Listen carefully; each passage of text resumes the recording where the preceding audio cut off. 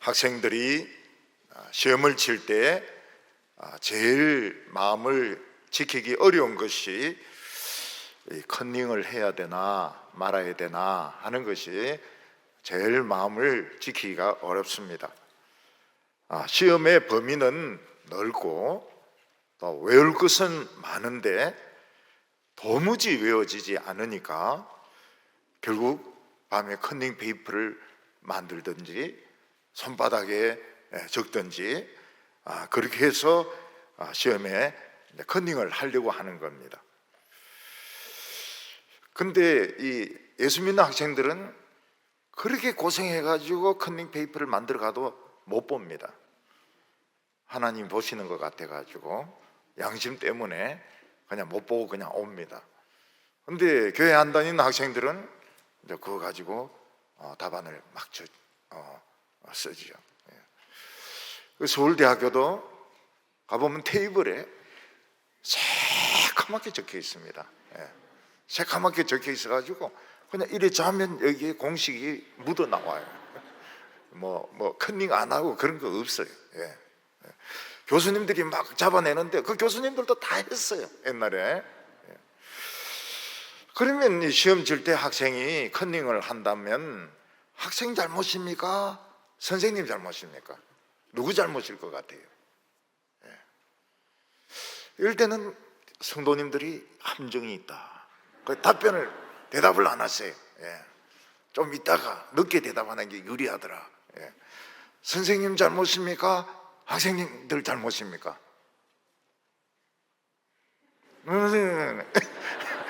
그 누구 잘못이에요? 선생님 잘못이죠. 왜 선생님 잘못인가 하면은 이걸 주입식으로 암기 위주로 가리키니까 외울 수밖에 없는 거예요. 외울 수밖에 없어요. 근데 학생들 중에서는 이 암기력이 뛰어난 학생도 있지만 이 암기가 잘 안 되는 학생들이 있어요. 그런 학생들 오히려 연구를 해서 리포트를 내라고 하면 아주 잘하는 학생인데 암기는 못하는 학생이 있어요. 그래서 이제 미국 같은 데서는 누구에 대해서 조사해봐라. 그러면은 애들이 막 밤을 새워가지고 자료도 찾고 도서관에 가서 책도 보고 그래가지고 내니까 턴페이퍼를 내니까 컨닝할 필요가 없는 겁니다. 우리나라는 아직까지도 암기 위주의 교육, 그래서 외워서 쓰는 이게 제일 이제 쉬운 겁니다. 강의하기도 쉽고 채점하기도 쉽고. 그러니까 사실은 선생님 잘못이죠. 선생님이 아이들에게 무엇에 대해서 연구해라. 그렇게 해서 컨닝할 필요가 없도록 이렇게 만들면 학생들이 양심의 상처를 덜 받죠. 저는 강의를 시작할 때, 대학교 같은 데서 강의를 시작할 때 미리 이거를 이야기를 합니다. 오리엔테이션으로. 일단은 성실성을 보겠다. 매 시간 내 출석 부른다. 요즘은 이렇게 탁탁 대면 되지만은 저는 이름을 부릅니다. 꼭 학생은 성실해야 되니까. 그리고 두 번째로는 내 제자니까 내 책을 꼭 읽어라. 꼭 읽어라. 뭐 잘 쓰고 못 쓰고는 필요 없다. 읽은 표시만 나면 된다. 읽은 표시만 보겠다. 내용은 중요하지 않다는 거죠. 그리고 세 번째로는 시험을 치는데 시험 문제는 미리 가르쳐 준다. 그리고 책은 펴서 오픈북으로 해서 시험을 친다. 그러나 우습게 하면 안 된다. 우습게 하면 안 된다. 내가 귀신같이 잡아내니까 그냥 책 보고 그냥 뺏기서 쓰면 오픈북이 이게 어려운 겁니다. 오픈북이 어려운 시험입니다. 가끔 그 교수님들 중에서는 필기 시험을 볼래? 아니면 구두 시험을 볼래? 이걸 물어보는 교수님이 계세요. 그 학생들이 오럴 테스트가 좀 쉽지 않겠나? 그래서 오럴 테스트를 이제 지원을 하는데 실제로는 오럴 테스트가 더 어려운 경우가 많습니다. 물어보기도 하고 뭐 이러는데 그게 결코 학점이 잘 나오는 게 아니에요. 미국에는 기자라든지 또는 문학가라든지 교수라든지 이 표절하는 거, 표절하는 걸 굉장히 중죄에 속합니다. 우리나라는 보면은 남의 책 막 그냥 마음대로 인용하고 주도 잘 안 달고 뭐 이래 하지만은 미국에서는 남의 글을 그 인용한 것을 귀신같이 알아내요. 귀신같이 알아내요. 그래서 이 치팅을 했다, 남의 글을 표절했다 이러면 바로 그날 그 회사를 사임해야 됩니다. 그리고 부인이 이혼을 해요. 당신이 그 정도밖에 안 되느냐? 그러면 막 거의 재산 다 뺏기는 거죠. 그래서 한 번 그 표절을 하면 노숙자가 돼버립니다. 노숙자가. 근데 그래 되는 이유 중에 하나가 뭔가 하면 이제 책을 쓰거나 원고를 쓸 때 자꾸 이제 미루거든요. 미루다가 급하게 어떻게 쓰려고 하다 보면 아주 저 시골에 아무도 안 볼 것 같은 그런 이제 신문이나 그런 잡지에서 막 글을 그냥 쓰는 겁니다. 인용을 그냥 해버리는 거예요. 근데 그거를 알아본다는 겁니다. 알아보는 사람이 있어가지고 딱 전화가 옵니다. 당신 누구의 그 어느 시골에 어느 지역의 신문을 당신이 인용한 것 같은데 그 인용 부호도 없고 표절한 것 같더라. 그러면 사표 내야 됩니다. 회사에 사표 내고 부인도 당신이 그런 사람이었느냐 그리고 이혼을 해버립니다. 망하는 거예요. 그러니까 이 대학원생들이나 박사과정에서 이 표절이 생기는 이유가 뭔가 하면 학부 때 책을 안 읽는 거예요.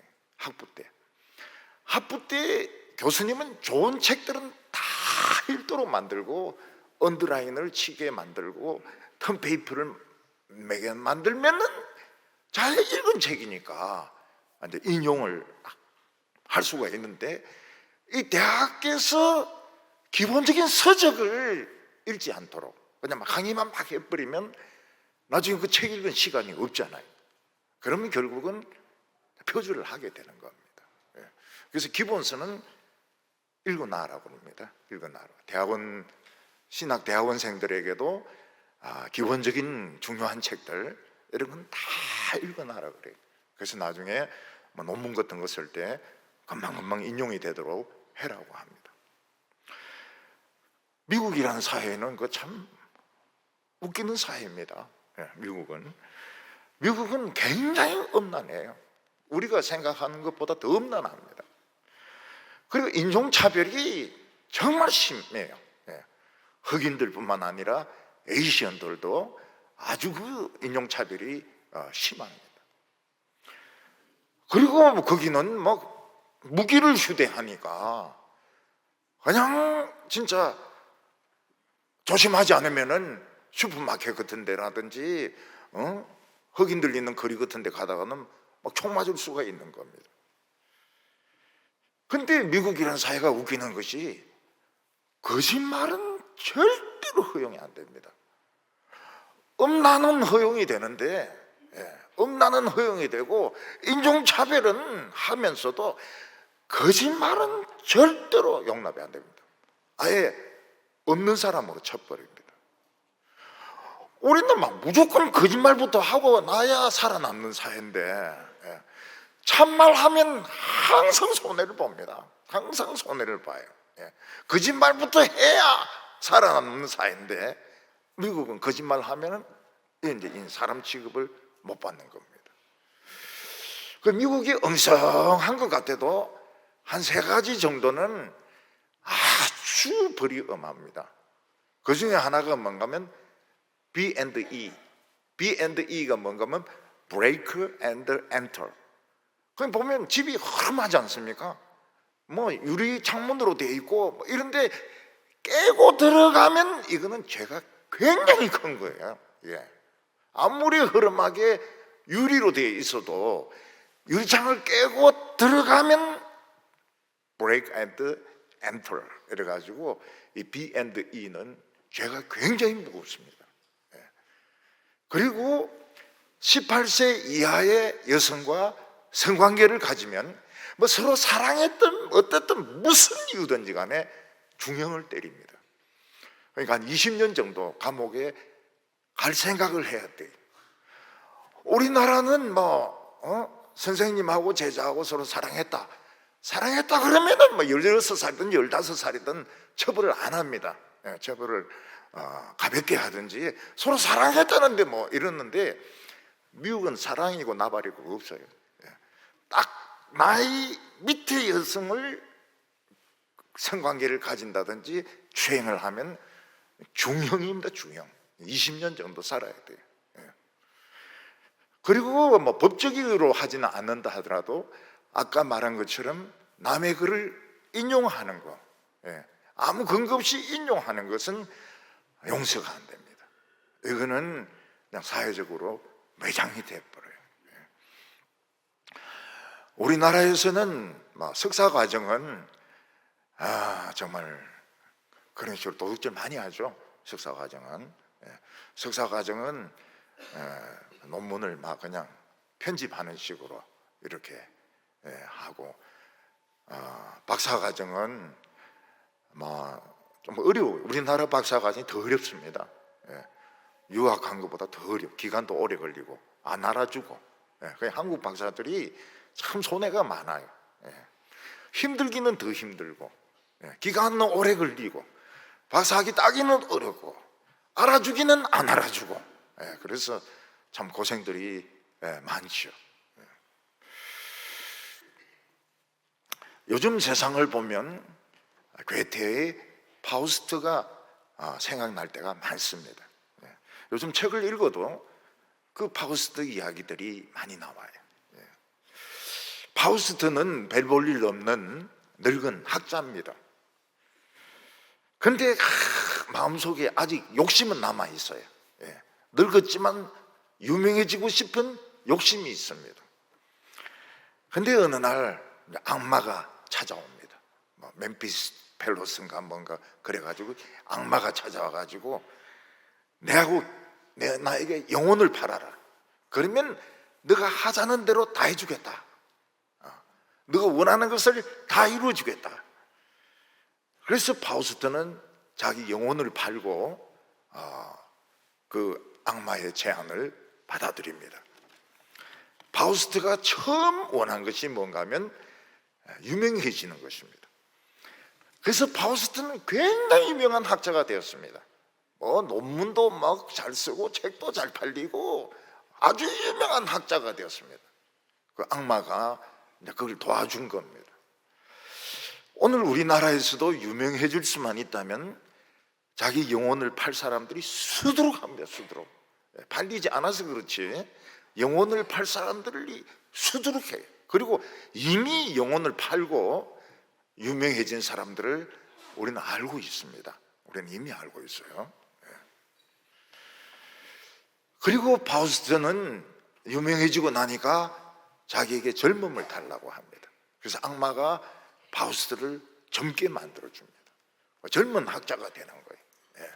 젊은 학자가 되니까 얼마나 신이 납니까? 세 번째 원하는 것이 뭔가 하면 최고의 미인을 사랑하게 해달라는 겁니다.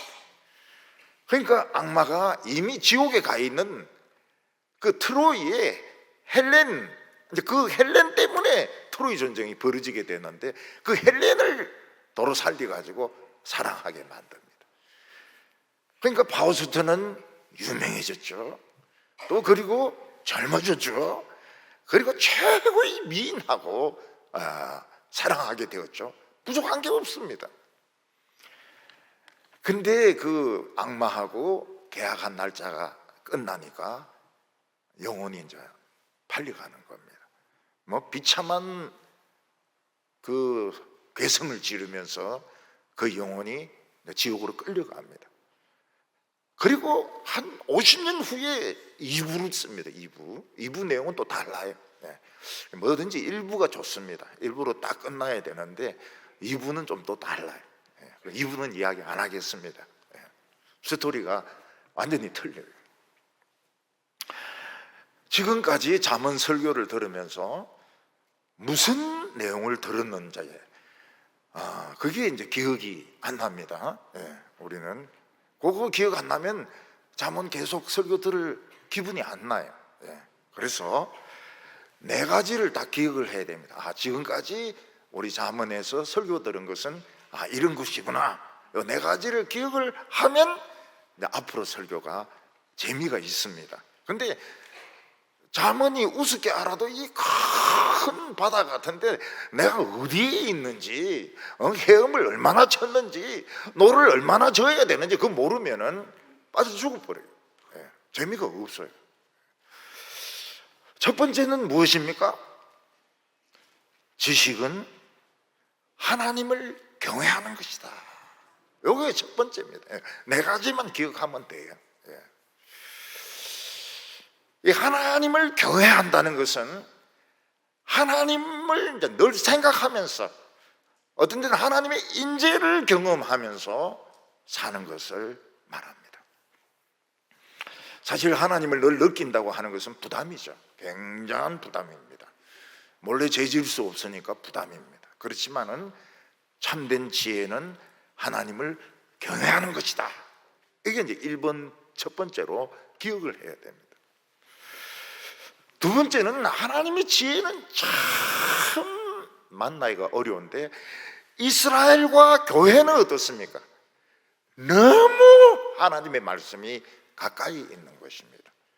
그래서 아버지 말씀, 어머니 말씀, 선생님 말씀, 목사님 설교 전부 하나님의 말씀인 것입니다.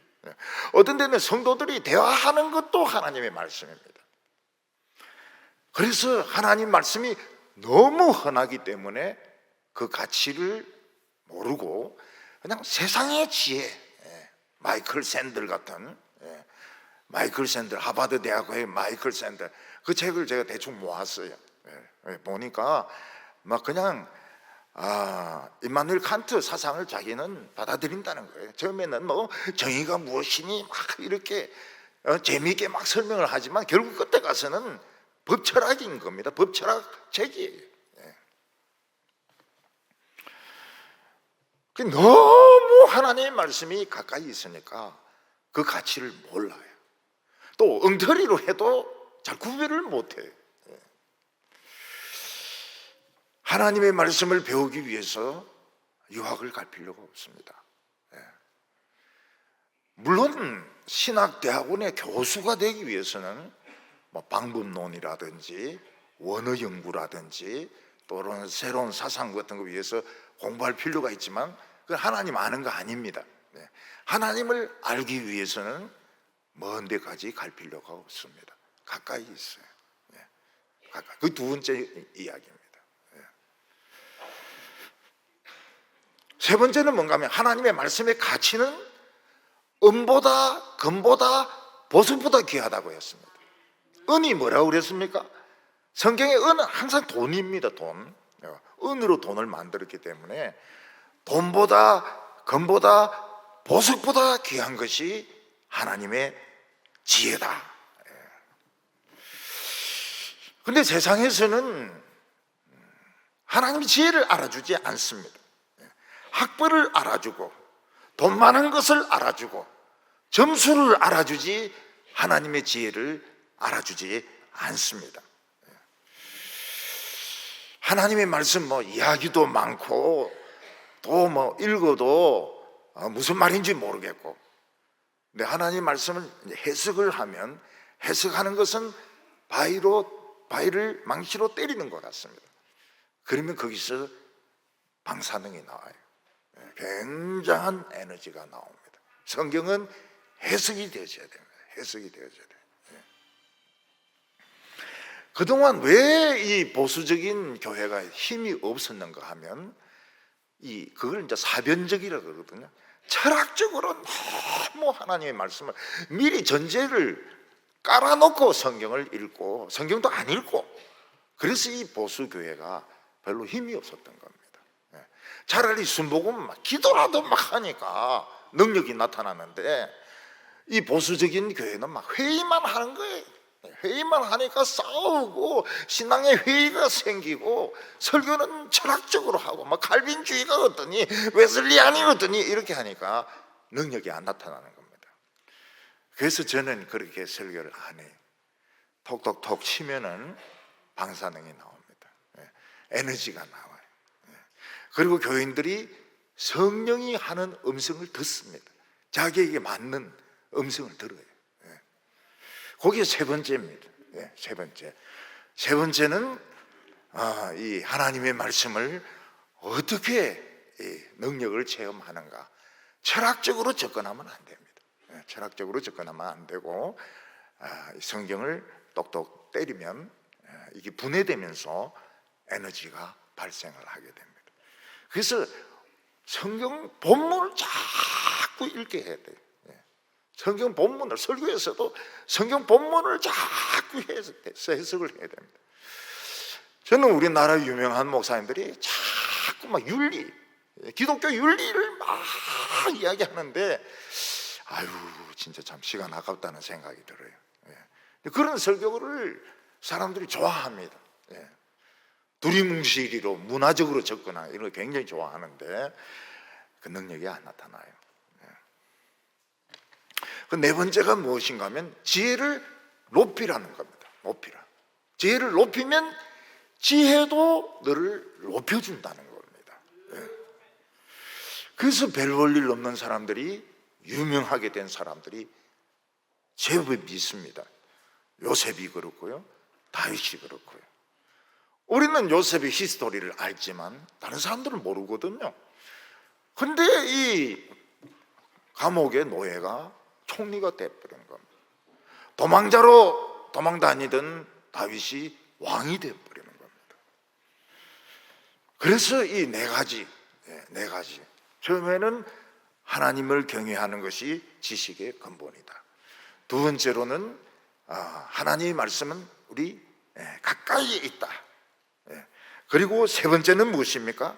지혜는 돈보다 금보다 보석보다 더 가치가 있다. 그래서 말씀 부자가 되시기를 바랍니다. 우리 교회는 원래 부자교회입니다. 부자교회. 어떤 할머니가 그런 말씀을 하시더라고요. 아이고 동부교회는 부자라서 떡도 많이 먹더라 막 이렇게 이야기하는데 우리 그 반은 맞아요. 부자교회는 맞아요. 그런데 말씀이 많아서 부자교회입니다. 오늘 저기 그 지하철 경대역에서 전화가 왔어요. 웬 할머니들이 막 할머니 할아버지 100명씩 몰려가지고 막 엘리베이터를 타고 그리고 막 그 에스컬레이터를 타고 이런데 도대체 동부교회에 무슨 선착순 무슨 있냐고. 그래서 사무실에서 아무래도 3년 동안 막 국수를 굶었다가 오늘 주니까 그런가 보다 이러니까 엘리베이터에서 막 차가 싸운다는 거예요. 할아버지 할머니들이. 그래서 우리 간사가 우리 교회에서도 싸운다 이러니까 그러면 할 말이 없네요 이러면서 우리 교회에서도 막 엘리베이터에 꽉 타가지고 싸운다고 이랬더니 그러면 알겠다고. 그래서 오늘 오후 예배에 저 지도 목사님인데 막 1000명 왔나 이러니까 똑같은데요. 아마 그 사람들은 식당으로 직행한 것 같아요. 그리고 그냥 바로 집으로 또 직행한 것 같아. 근데 이 말씀이 돈보다 금보다 세상의 성공보다 귀하다. 참 믿기 어렵죠. 믿기 어렵죠. 돈이 낫죠. 성공이 낫죠. 그 세 번째가 참 믿기 어려워요. 안 믿어보세요. 그리고 네 번째는 지혜를 높이라. 그러면 지혜도 너를 높인다는 거예요.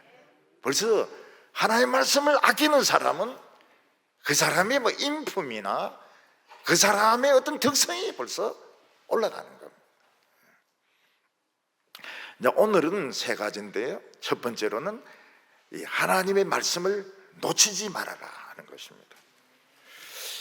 자, 에베레스트 산 같은 높은 산을 올라가는 사람들은 방한복이 두터워야 됩니다. 얇은 옷 입으면 얼어 죽죠. 그리고 신발도 눈에 미끄러지지 않는 못이 박힌 그런 신발을 신어야 되고, 장갑도 방한 장갑, 그런 장갑을 끼어야 됩니다. 근데 제일 중요한 것이 무엇인가 하면 허리에 이 끈을 잡아매 가지고 혹시 굴러 떨어지든지 눈에 미끄러져도 이 줄로 잡아서 끈질 수 있도록 줄을 잡아매는 것이 굉장히 중요합니다. 줄을 놓쳐버리면 그 잡을 데도 없어요. 미끄러지기 때문에 뭐 눈인데 얼음인데 잡을 데도 없어요. 바위도 없어요. 그냥 그대로 절벽에 떨어져 가지고 즉사하는 것입니다. 마찬가지로 우리가 이 세상에 살아갈 때 공부 잘하는 것도 좋고 운동 잘하는 것도 좋고 그렇지만은 더 중요한 것이 뭔가 하면 말씀의 밧줄을 놓지 않는 것입니다. 그래서 13절에 보면 훈계를 굳게 잡아 놓치지 말고 지키라. 이것이 내 생명이라고 말을 했습니다. 어떤 사람이 절벽에서 굴러 떨어졌는데 밧줄을 잡게 되었습니다. 그 사람이 밧줄을 놓치면 안 됩니다. 놓치면 바로 떨어져서 죽습니다. 그래서 솔로몬은 뭐라고 말하고 있습니까? 다른 것을 잡지 말고 꼭 밧줄을 잡아라. 말씀에 밧줄을 잡아라. 그러면 떨어져 죽지 않는다는 거예요. 위에서 끌어올려 주니까. 등산하면서 제일 위험한 것이 무엇인가 하면 벼락 맞은 나무를 잡는 겁니다. 그러면 막 그대로 부러져요. 벼락 맞은 나무는 힘이 하나도 없습니다. 이 버티칼 리미트라는 영화가 있었는데 그게 이제 K2 봉을 등산하는 영화입니다. 돈 많은 갑부도 있고 또 여자 대원도 있고 그리고 여러 명이 이제 K2 봉을 이래 올라가는데 돈 많은 부자가 욕심이 많아요. 사람이 아주 좀 좋은 사람이 아니. 이들이 가면서 그냥 눈인 줄 알았는데 절벽 위에 눈이 이렇게 덮여 있는 크레바스라 해가지고 거기에 이제 떨어져 가지고 중간에 이제 걸려 있는 것입니다. 그 산소가 모자라니까 주사를 놔요. 주사를 놨는데 주사가 모자라니까 이 대기업체 회장이 한 명 죽입니다. 한 명 기침 콜록콜록하고 상태가 안 좋은 한 사람 죽입니다. 그리고 이제 구조대가 구조하려고 해도 이 크레파스에 빠져놓으니까 보이질 않는 거예요. 그래 죽은 사람 심장을 꺼내가지고 총으로 쏴 올리니까 피가 팍 퍼지지 않습니까? 그래서 이제 위치를 발견을 하게 되는데 여자는 벌써 기절을 해가지고 밧줄로 묶어서 이렇게 올라오고 나머지 사람들은 막 스르 올라오려고 막 줄 잡고 매달리는데 이게 결국은 다 떨어지는 거예요.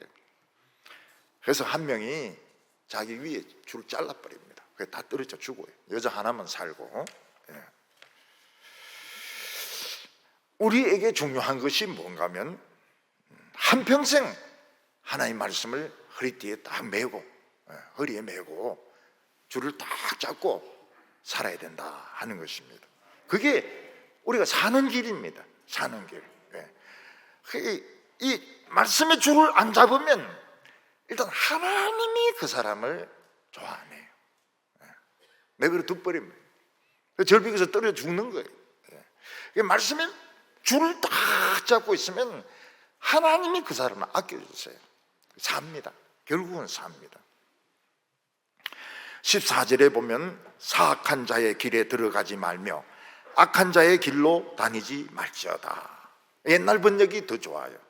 옛날 번역에는 사특한 자의 첩경에 들어가지 말며, 첩경이 뭔가 하면 지름길을 말합니다. 악한 자들은 항상 지름길을 찾아가지고 넓은 길을 찾아서 막 달립니다. 무자비하게 경쟁자를 물리쳐서 이기죠. 근데 정상에 올라가 보면 어떻습니까? 아무도 없어요. 높은 산 꼭대기 올라가면 아무도 없어요. 대화를 나눌 수 있는 사람이 없습니다. 대기업체 회장이 되면 어떻습니까? 대화 나눌 사람이 아무도 없어요. 부인하고 이야기하겠습니까? 부인도 바빠요. 부인도. 여비서하고 이야기하겠습니까? 밑에 직원하고 이야기하겠습니까? 밥을 누구하고 먹겠습니까? 밥도 혼자 먹어야 되고 이야기 나눌 상대가 없고, 친구가 어디 있습니까? 친구가 없어요. 늙으면 늙을수록 친구가 없습니다. 왜냐하면 다 자기 생각만 가지고 있기 때문에. 그러니까 머리는 좋은데 친구도 없죠. 밥 먹을 사람도 없죠. 대화할 사람도 없죠. 그러니까 유혹에 빠지는 겁니다. 그래서 이성 문제에 빠지게 되고, 여자 문제에 빠지게 되고, 그리고 엉뚱한 짓을 하고. 여자 문제가 제일 빨리 사람의 그 외로움을 달랠 수 있는 방법입니다. 일본 같은 데는 보면은 그냥 부인은 있고, 공식적인 부인은 있고, 그리고 이제 딴짓을 많이 해요. 고위직에 있다든지 기업체 회장이라든지 이런 사람들은 그런 짓을 합니다. 그리고 이제 이 성공 못한 사람은 한번 성공해 보겠다고 누구 말을 듣고, 그 막 자기 돈만이 아니고 막 친척들, 친구들 돈 다 끌어모아 가지고 꼬라박는데 이게 사기라. 그래서 하나님의 말씀을 밧줄에 탁 메고 있으면 어떻게 됩니까? 이게 벌써 냄새가 나요. 너무 좋은 계획이에요. 너무 100% 너무 좋은 계획이에요. 너무 좋은 조건이에요. 그러면 다 사기입니다. 정당한 대가를 지불하지 않고 성공하고 돈을 번다고 이야기하는 것은 전부 다 사기입니다. 나는 별로 잘생기지 못했는데 하버드 출신이고 막 이런 사람이 와서 결혼하자. 사기입니다. 하버드가 뭐 한다고 내인데 와가지고 결혼하자 하겠어요. 사기입니다. 사기. 그리고 돈 투자하면 막 부사장 시켜주고 이자가 막 몇십 프로고 다 사기입니다. 나중에 그런 회사도 없어요. 그러니까 너무 쉽게 돈 벌고 너무 쉽게 성공하고 너무 조건이 좋을 때 사기입니다. 사기. 그렇지 않은 교회에서 뭘 배웁니까? 절대로 공짜 좋아하지 마라. 대가를 지불해라. 대가를 지불하고 쉽게 성공하려고 생각하지 말라. 혹시 쉽게 그래 실제로 성공했어요. 근데 남은 게 뭡니까? 오만합니다. 오만하고 세상을 우습게 알아요. 그래서 막 일을 벌려 나가다가 나중에 더 큰 실패를 해가지고 수많은 사람 망하게 하고 자살하게 하고 저는 감방에 가고. 그래서 그렇게 성공하는 것도 실패입니다. 실패하는 것도 실패입니다. 그래서 사람들은 자기는 안 망한다고 생각해.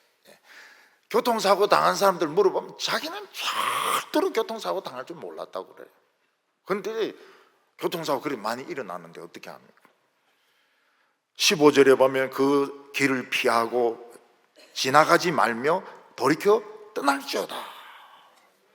솔로몬 때에도 사람에게 뇌물을 뜯고 협박을 하고 또 막 거짓말을 해가지고 재산을 뺏는 사람들이 있었던 것 같아요. 그거 같이 하자 이럴 때는 피해라는 거예요.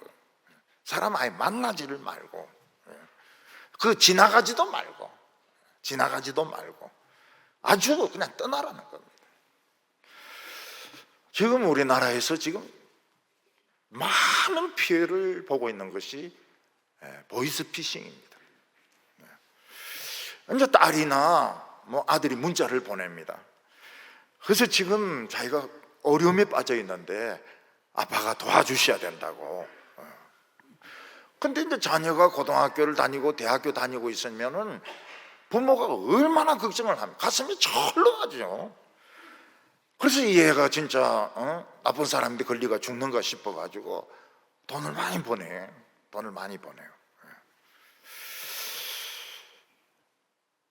저에게도 보이스피싱이 왔어요. 아빠 저를 도와줘야 돼요.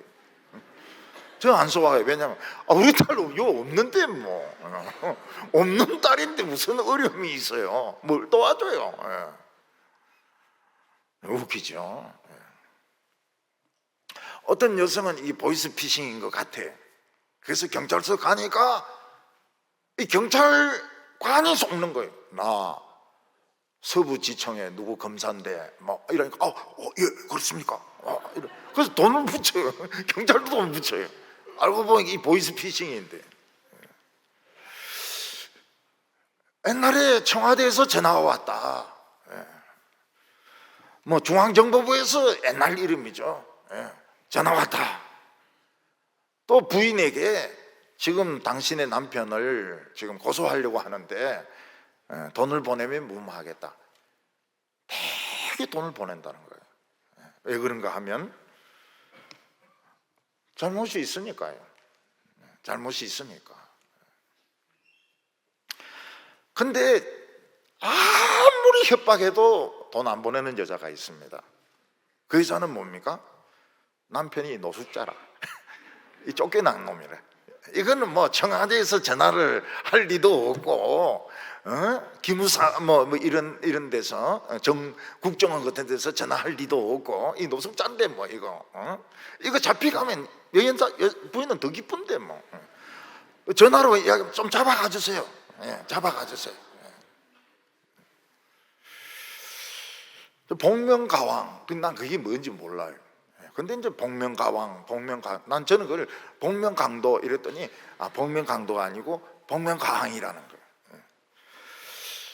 그 복면가왕 중에 한 사람이 3번이나 음주운전 했는데 텔레비에 등장시켰다.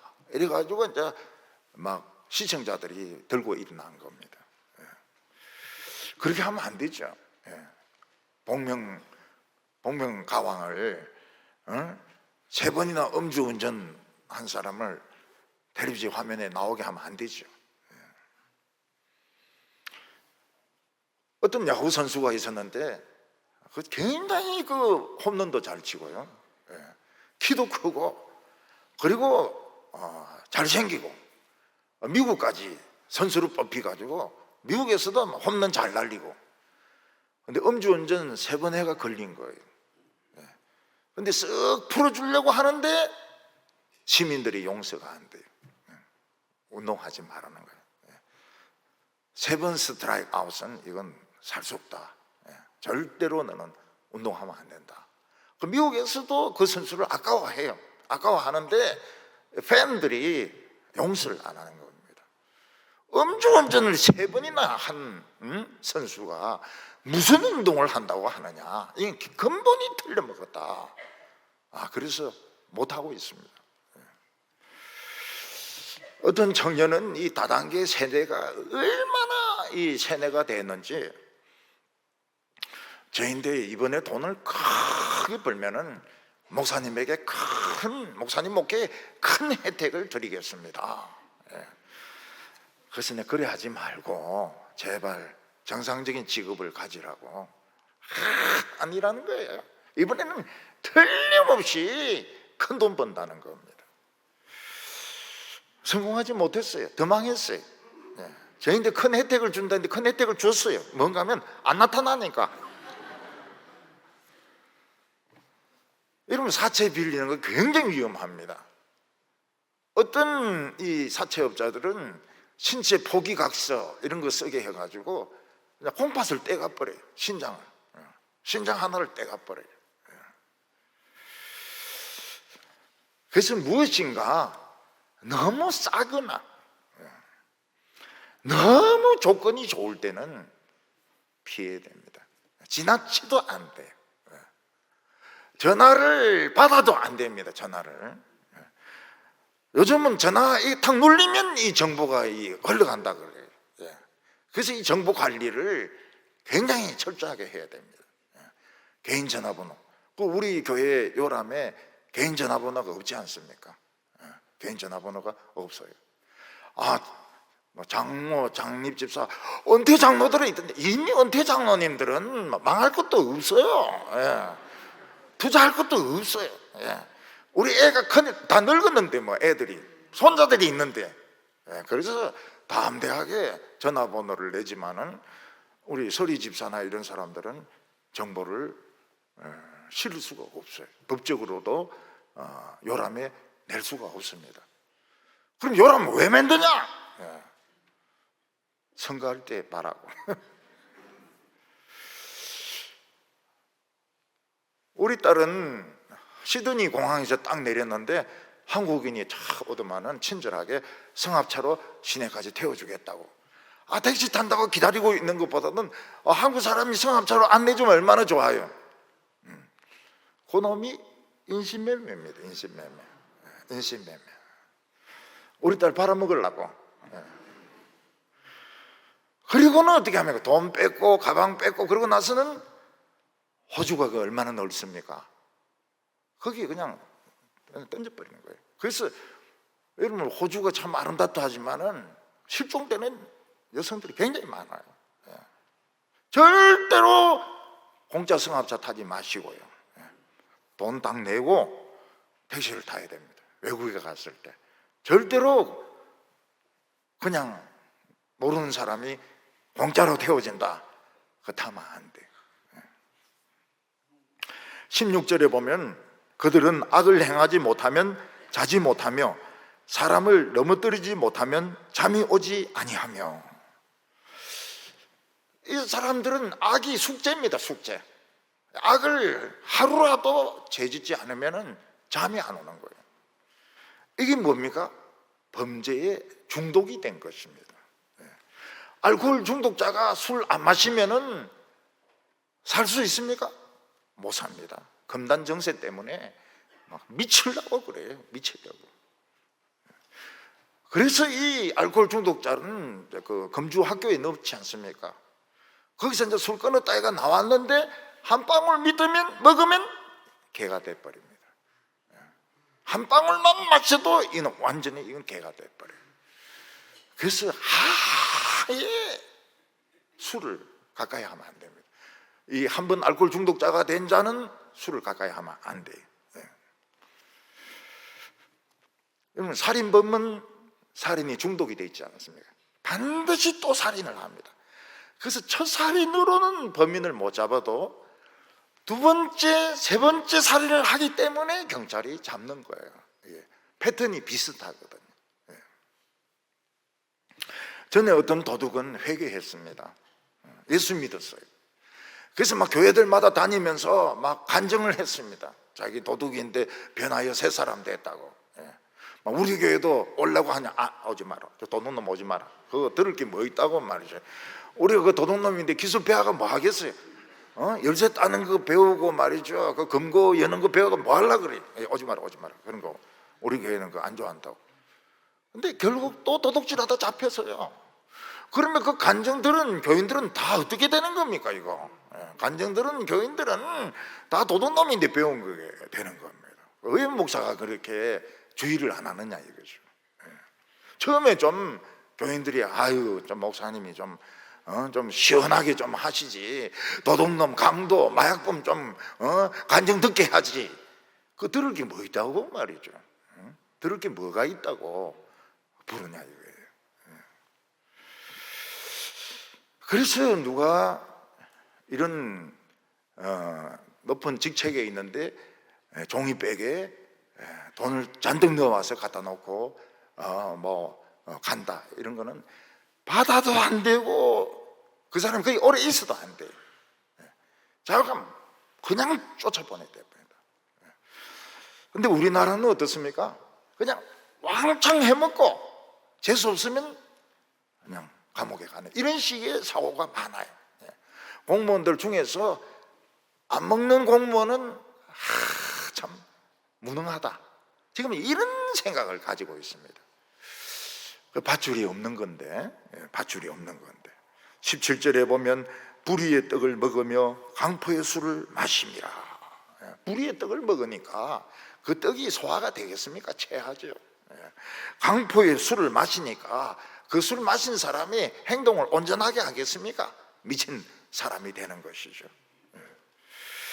그래서 첫 번째로 오늘 중요한 것은 뭔가 하면 밧줄, 말씀의 밧줄을 꼭 잡아야 된다. 그러면 안 죽어요.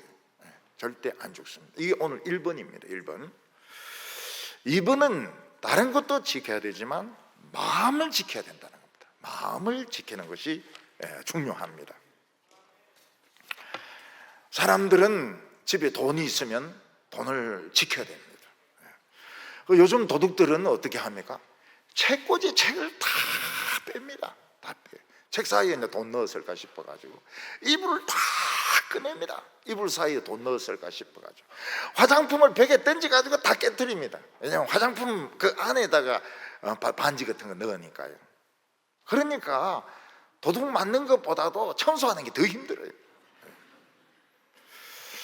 사람들은 자기 집에 돈이나 보석이 있으면 뺏기지 않으려고 애를 씁니다. 그런데 제일 잃어버리면 안 되는 것이 마음입니다. 우리의 마음을 잃어버리면 안 됩니다. 마음을 잃어버리면 결국 육신도 뺏기게 되고 돈도 뺏기게 되고 다 뺏기는 것입니다. 우리가 마음을 잘 지키고 있으면 어떻게 합니까? 하나님이 성공할 기회를 주십니다. 반드시 주십니다. 세상 사람들은 성공하려고 하면 한 20만 명 중에 혹은 100만 명 중에 한 명이 성공할까 말까 합니다. 손흥민 뭐 이런 사람들은 몇백만 명 중에서 하나 나올까 말까 해요. 그런데 예수 믿는 사람들은 자기 인생에 성공할 기회가 2번이나 3번이나 옵니다. 오기 때문에 너무 걱정할 필요가 없어요. 18절에 보면 의인의 길은 돋는 해 같아서 크게 빛나 한낮에 광명에 있거니와. 하나님은 의인이 준비되면 태양처럼 떠오르게 하십니다. 그래서 사람들은 그렇게 요즘 저 사람 막 뜨고 있다고 이야기합니다. 저 사람 막 유명해지고 있다, 이런 이야기를 합니다. 왜 의인이 이렇게 해같이 빛나는데 시간이 필요할까요? 사람들이 의인을 알아보지 못해요.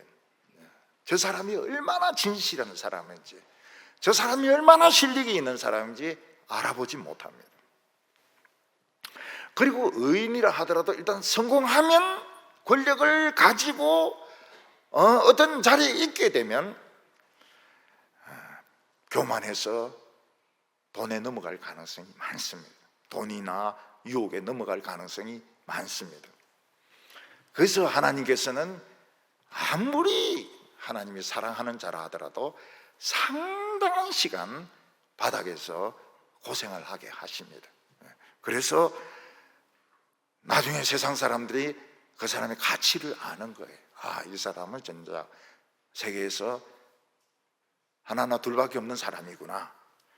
그리고 그 사람 본인도 성공했을 때 내가 성공한 것이 아니다는 걸 알기 때문에 절대로 교만하거나 돈의 유혹에 넘어가지 않습니다. 저는 이제 우리 교회가 큰 교회 편인데요, 큰 교회 목회하면서 느끼는 것이 뭔가 하면 굉장히 위험한 자리다. 우리 동부교회 담임 목사 자리는 굉장히 위험한 자리구나. 그걸 제가 많이 느꼈어요. 큰 교회 목회하는 것이 절대로 좋은 게 아닙니다. 절대로 좋은 게 아니에요. 그런데 목사들은 어떻습니까? 100에 100%는 전부 큰 교회 목회를 하려고 합니다. 그게 망하는 길인 줄 모르고, 그게 망하는 길인 줄 모르고 큰 교회 목회를 하려고 하고 큰 교회를 가려고 하는 겁니다. 여러분, 제자 훈련한 교회가 교인이 10,000명. 그게 무슨 제자 훈련입니까? 이건 학원도 아니고 제자 학원도 아니고. 여러분, 제자 훈련은 10명도 많아요. 10명도 많아요. 10,000명이 무슨 제자 훈련을 합니까? 그냥 커리큘럼에 넣어서 돌리는 거죠. 돌리는 거죠. 그게 무슨 제자 훈련입니까? 그거는.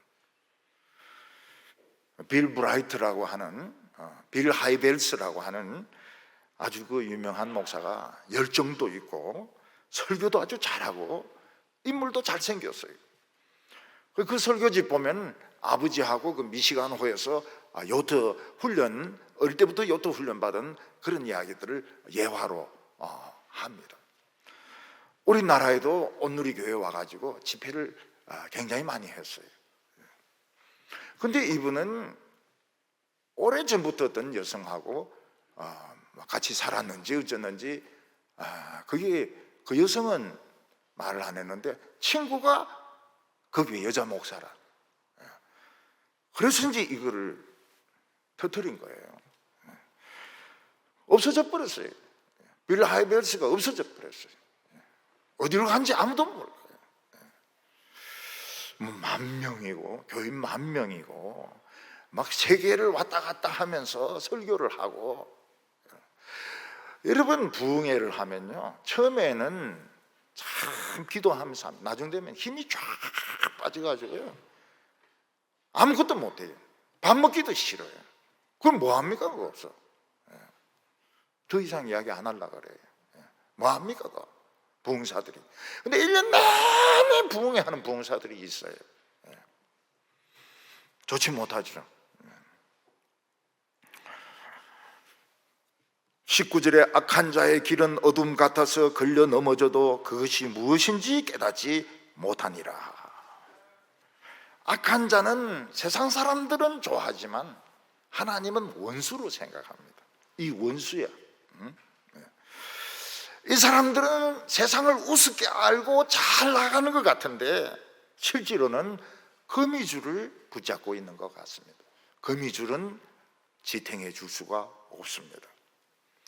선생님들은 시험에 꼭 나올 만한 것은 이건 꼭 기억해라, 밑줄 치라, 이거는 꼭 외워라, 그렇게 이야기합니다.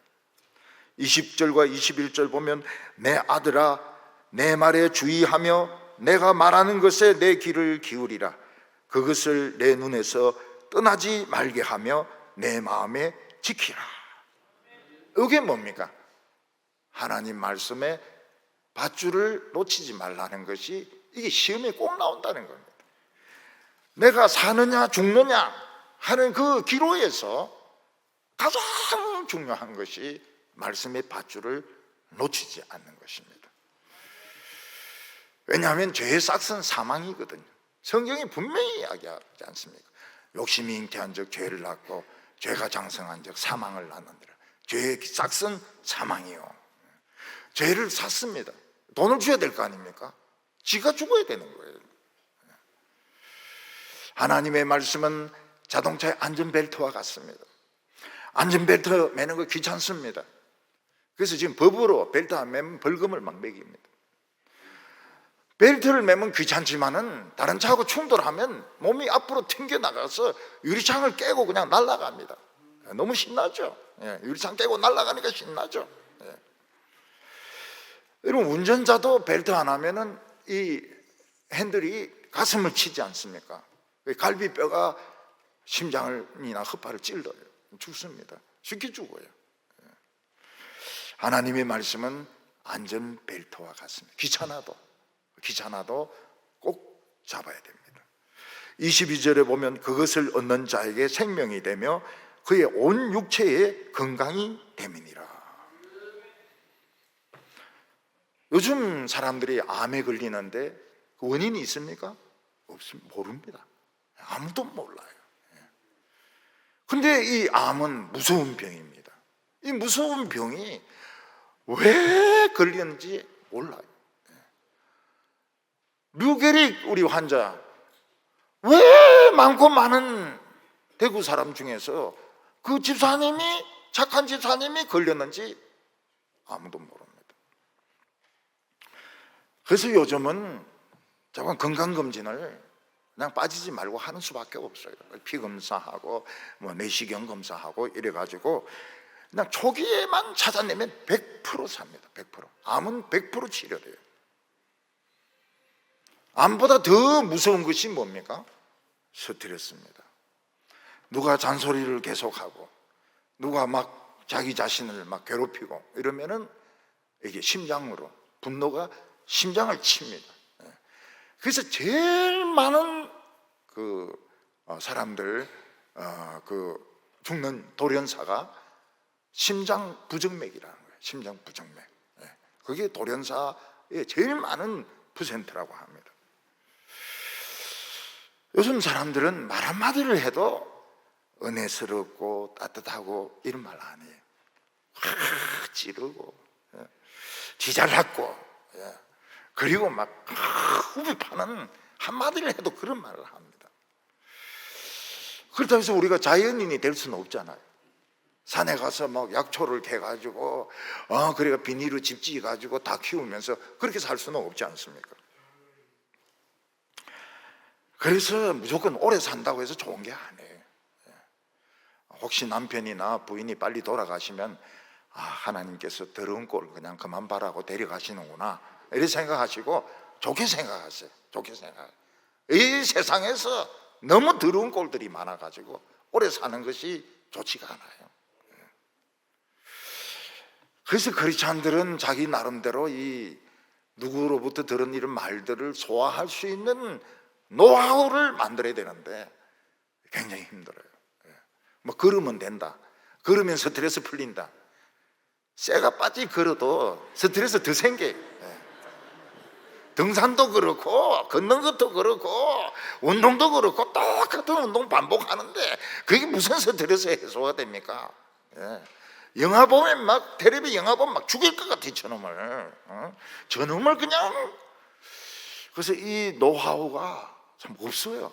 이게 스트레스 다른 사람으로부터 받은 스트레스를 풀 방법이 없어요. 그냥 약 먹는 수밖에 없어요.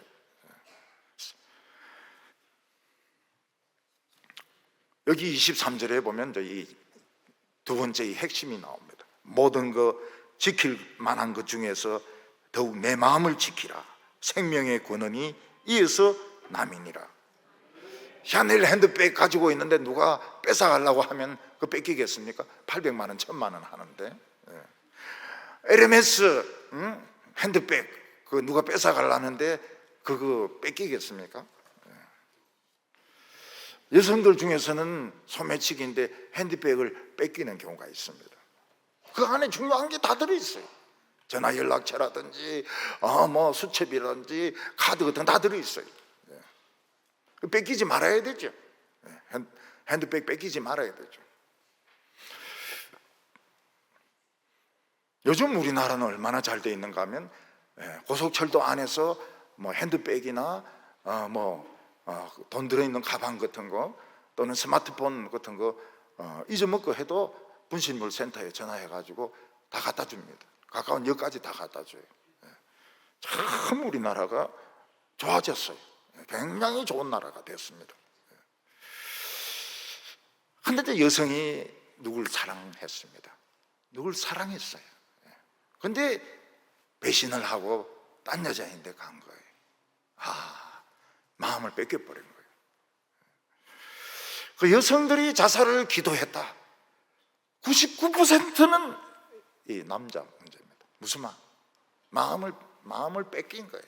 마음을 뺏겼어요. 유행가 보면 막 다 그런 내용들입니다. 다 그런 내용들이에요. 사랑했는데 가버렸다 이거죠.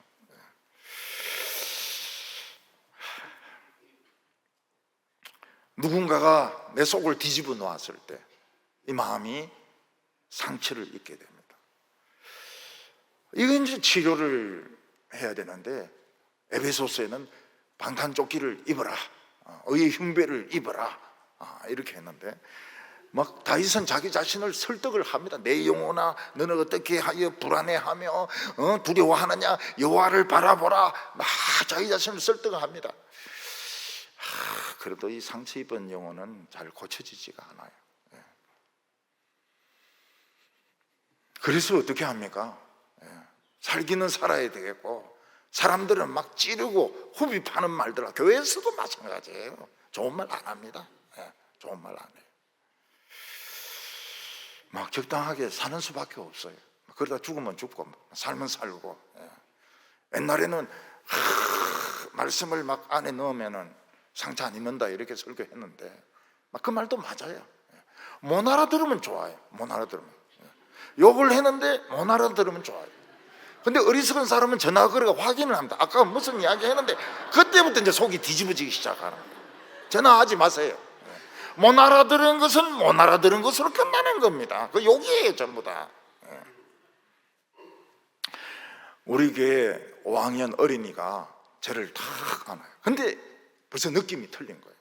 정말 사랑해서 안는 거하고 억지로 안는 거하고 틀린데 정말 사랑해서 안는 거예요. 초등학교 5학년 남자애가. 그러면서 제보고 뭐라고 말합니까? 목사님, 동북에 떠나지 마시고 오래오래 계세요. 그래서 제가 뭐라고 말했습니까? 내가 그 말 처음 듣는다. 니인데 처음 듣는다. 알았다. 그 약속을 지키기는 어렵겠지만 어떻게 그 애인데 뭐 복잡한 걸 이야기하겠습니까? 근데 굉장히 마음이 포근한 거예요. 이 학생이 진짜 사람의 마음을 아주 푸근하게 하더라고요. 보니까 뭐 벌써 부모님도 신앙이 좋아요. 부모님도 신앙이 좋은데 5학년이 이런 걸 표현을 하는 거예요. 그냥 안 봤으면 좋겠어요 한다든지, 얼마 남았어요? 얼마 남았어요? 이런 거 잘 물어봐요. 얼마 남았어요? 거의 다 됐죠? 이렇게. 그거 알아가 뭐 하려고 그래요 그거. 남의 일을 알아가 뭐 하려고 그래요. 그런데 얼마 안 남았죠? 다 됐죠? 올해입니까? 내년입니까? 뭐 이러는데 5학년 애는 딱 가슴을 막 따뜻하게 해줬어요. 지금도 따뜻해요. 그래서 저를 2번 안았으면 처음에는 아무 소리 안 했어요. 근데 한 주인가 2주 후에 이제 그게 자기가 생각을 했던 것 같아요. 탁 하면서 동북에까지 탁 붙여가지고 대구 동북에 떠나지 마시고 오래오래 계세요. 처음 듣는다. 그 사람들은, 목회자나 이런 사람들은 누구를 너무 믿으면 안 됩니다. 기대를 많이 하면 안 돼요. 기대를 했다가 실망하면 엄청 상처를 입습니다. 근데 전혀 기대를 안 했는데 잘하면은 어우 잘하네. 그래서 오히려 감사하게 되지만은 기대를 했다가 이게 아니면은 굉장히 실망을 하게 돼. 그 실망이 결국은 마음의 병으로 가는 겁니다. 자녀들에게도 기대를 너무 하지만 얘는 틀림없이 서울법대 들어간다. 근데 경대법대도 못 들어갔을 때 죽이고 싶은 마음이 드는 거예요. 그래서 기대를 하지 마세요. 그러다가 좋은 데 들어가면 좋은 거죠. 그래서 2번째는 마음을 지키라. 요거 참 어려워요. 돈 안 받는 거 굉장히 어렵습니다. 돈 싫어하는 사람 아무도 없어요. 그리고 공격당할 때 상처 안 받는 법, 그런 게 있을까요? 그런 거죠. 옛날에는 자가치료법도 제가 설교하고 그랬는데 요새는 그것도 잘 안 통하더라고요. 얼마나 세상이 악해졌는지. 그래서 첫 번째는 밧줄을 놓치면 안 된다. 2번째는 마음을 지키라. 마음을 지키라. 못 알아듣는 게 제일 좋다. 회의는 안 하는 게 제일 좋다. 회의 결석하면 더욱 좋다. 마지막으로 자기 길을 찾으라는 겁니다. 우리가 이 자기 길을 찾는 것이 굉장히 힘들어요. 남자나 여자나. 여성들은 길이 결혼에 의해서 결정되기도 하고 자기 직업에 의해서 결정되기도 하는데, 남자들은 더욱더 직업이 자기의 길, 그것도 또 마찬가지. 배우자도 자기 길, 배우자, 직업, 교회, 이 3가지는 길 찾는데 굉장히 중요한 요소입니다. 돌아가신 어떤 유명한 그 작가가 있는데요, 이분이 자기 집 지하철 계단을 내려오다가 헛디뎌 가지고 넘어지면서 발이 부러졌습니다. 그래서 이 기부스를 해가지고 다닌 거예요. 근데 어릴 때 어머니가 한 말씀이 뭔가 하면, 길 갈 때는 길만 생각해라. 그러니까 이 작가는 어렸을 때부터 딴 생각하면서 많이 걸었던 것 같아요. 넘어지고 엎어지고 자빠지고, 그러니까 엄마가 그런 소리를 한 겁니다. 길을 갈 때는 길만 생각하세요. 운전할 때는 운전만 생각하세요. 뭐 라디오를 켰다가 뭐 옮겼다가 뭐 전화를 받다가 옆에 사람하고 이야기하고, 영화 보면은 막 옆에 사람 얼굴 돌리가 막 이야기하는데 그러다 사고 다 나거든요. 운전만 생각해라고요. 전에 저 신방하다 보니까 어떤 청년이, 남자 청년이 자전거 타면서 스마트폰을 받는 거예요. 그러다가 뭐 브레이크를 잡았는지 회딱 넘어져가지고 땅에 막 패대기를 쳐지는데 막 벌써 갈았어요. 여러 군데 갈았어요. 그런 걸 우리 어렸을 때는 사카닥질이라고 그랬거든. 사카닥질을 하는데 보는 앞에서, 우리 신방하는 앞에서 막 땡 뒤에부터 돌아가지고 막 완전히 그냥 패대기를 쳐지. 운전하면서 왜 그 스마트폰을 하는 거예요? 저 자전거를 타면서.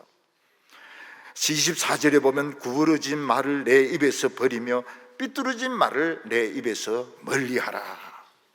구부러진 말은 뭡니까? 삐딱한 말입니다. 남을 비꼬는 말이에요. 또 이 남에게 아주 그 기분을 상하게 하는 이런 말들을 하는 것, 이게 삐뚤어진 말입니다. 그런 말은 버리라는 겁니다. 여러분, 교회에서 우리가 하는 말들 중에서 99.99%는 안 했으면 좋을 말들이 많습니다. 저는 그 어떤 할 말 있어도 안 하는 때가 많거든요. 근데 시간 지나고 보면 역시 말 안 하는 게 잘한 거라. 근데 말하는 사람은 별로 안 좋아요. 결과가 안 좋아요. 그래서 교회에서는 유치원에서 배운 대로 우리 모두 합주기가 됩시다. 합! 이렇게 해가지고 자꾸 막 이걸 지적하고 싶고 이걸 이야기하고 싶고 회의에서 뭘 하고 싶고 이래도 안 하는 게 좋아요. 제가 이제 목사 안수 받을 때 그 목사님은 저에게 그 목사 안수 받도록 도와준 목사님 뭐라고 말씀하시는가 하면, 2년간은 발언하지 마라. 왜냐하면 딱 그런 생각을 가진 사람이 반드시 있고 시기당한다는 거예요. 학벌도 있고 이러니까 다른 사람들이 잘난 체 한다고 시기한다는 거예요. 저는 2년을 발언 안 하는 게 아닙니다. 20년을 발언 안 해요. 20년을 발언 안 해요. 그러니까 일단 싫어하는 사람은 없어요. 바보같이 말 안 하니까요. 지금도 말 안 해. 근데 꼭 앞에 나가서 말하는 사람들이 있습니다. 그 밉상 꼬라지예요. 좋아하는 사람 단 한 명도 없습니다. 자기 교회 목회 잘한 사람 단 한 명도 없어요. 그런 사고방식 가지고, 그런 정신 상태 가지고 절대로 교인들을 품지 못합니다. 여러분, 개척교회를 해보면은 온전한 사람 많아요.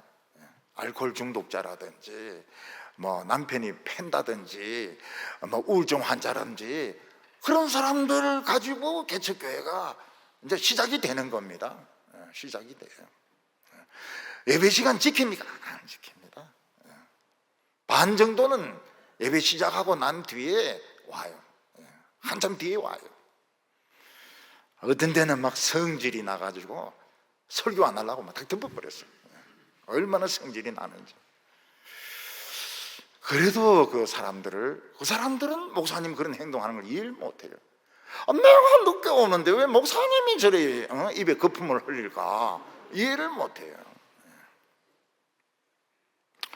성찬식을 하고, 이제 전도사가 성찬식을 할 수 없으니까 목사님 이제 부산에서 불러가지고 성찬식하고 바래다 드리러 간 동안에 교인들이 떡 먹고 포도주 마시고 막 다 한 거예요. 참 오늘 막 참 성찬식 참 삼삼하다 이러면서 눈을 똑바로 뜨라는 거예요. 25절에 내 눈을 바로 보며 내 눈꺼풀을 내 앞에 곱게 살펴. 사람들 요즘 쌍꺼풀 수술 많이 하지 않습니까? 예쁘게 동그랗게 해주세요 이렇게 하는데, 그렇게 말하면 안 되고 똑바로 보도록 꺼풀 수술을 해주세요 이렇게 해야지 되는 겁니다. 사람 제일 기분 나쁠 때가 뭡니까? 아래로 이렇게 훑어보면서 이게 잘 사나 못 사나 이럴 때 굉장히 기분이 나빠요. 앞만 딱 봐야 돼. 어디를 봐야 돼? 눈만 봐야 돼. 눈만 봐야 돼. 그래서 저는 그 여성의 헤어스타일도 몰라요. 심지어 무슨 옷을 입은지도 모르고 무슨 가방을 들은지도 몰라요. 그냥 눈만 보기 때문에. 근데 여성들은 이렇게 쫙 보면은 견적이 다 나온다는 거예요. 이 머리는 40만 원짜리, 그리고 쌍꺼풀은 얼마짜리, 들고 있는 백은 얼마짜리, 뭐 구두는 얼마짜리. 아, 이 사람은 한 3천만 원을 달고 다니는구나. 견적이 나온다는 거예요. 남자를 만나도 막 사사건 다 묻는다는 거예요. 뭐 부모가 어떻고 어느 대학 나오고 뭐 하면서 호구조사 다 했다 그래요. 호구조사 다 했다고. 보통 그 미국에서는 한국에서 어느 대학 나왔느냐 그런 거 안 물어요. 몰라요. 나이도 안 물어요. 그래서 우리 집 애인데 자꾸 사람들이 묻습니다. 몇 살이냐고. 그래서 우리 집 애는 20살이라 그래요. 20살. 그래서 이제 엄마가 왔어요. 엄마가 오니까 이제 이건 진실이 몇 살인지 알겠다 해서 엄마인데 막 묻는 거예요. 시연이 몇 살입니까? 엄마도 20살이야. 아, 저 엄마하고 똑같아요, 딸이. 쌍꺼풀 수술을 똑바로 보도록 이렇게 할 수 없을까요? 거의 다 쌍꺼풀 수술 하는데 전 반대 안 합니다. 예쁜 거 반대 안 해요. 심지어는 막 좀 볼테이크 기름도 좀 넣고 눈 안 꺼지도록 좀 넣고, 그거 좋아요. 눈 꺼진 거 그거 싫어요. 근데 똑바로 보는 요런 쌍꺼풀 수술은 없을까요? 사람을 볼 때 개슴치한 눈으로 이래 보고 이러면은 기분이 얼마나 나쁩니까? 좀 눈을 좀 똑바로 떠가지고 이래 보고 이래야 되는데, 요래가 보고 말이죠. 이게 잘 사나 못 사나 그런 거 보면 얼마나 기분이 나쁩니까? 마지막으로 25절과 26절, 내 발이 행할 길을 평탄하게 하며 내 모든 길을 든든하게 하라. 좌우로나 좌로나 우로나 치우치지 말고 내 발을 길에서 악에서 떠나라. 길 찾는 것이 어렵습니다. 우리가 가는 길은 좁은 길입니다. 사람들이 알아주지도 않고 잘 진도가 안 나가요. 그러나 그 길은 튼튼한 길입니다. 꺼지지도 않습니다. 그리고 거기는 이런 막 그 낭떠러지도 없습니다. 근데 어떤 사람은 오른쪽으로 확 틀었다가 왼쪽으로 확 틀었다가, 교회도 말이죠. 교회도 그렇고 정치도 그렇고 오른쪽 왼쪽 확 틉니다. 그러면 뒤집어져요. 우리나라 지금 정치를 그렇게 하잖아요. 오른쪽으로 확 틀었다가 왼쪽으로 확 틀었다가 안 망하는 게 신기한 거라고. 안 망하는 게. 우리가 자기 길을 찾아서 누가 말하든지 꾸준히 가면 하나님이 이끌어 주십니다. 하나님이 우리를 만들어 주세요. 그래서 오늘 3가지 밧줄을 꼭 잡아라. 마음을 지키라.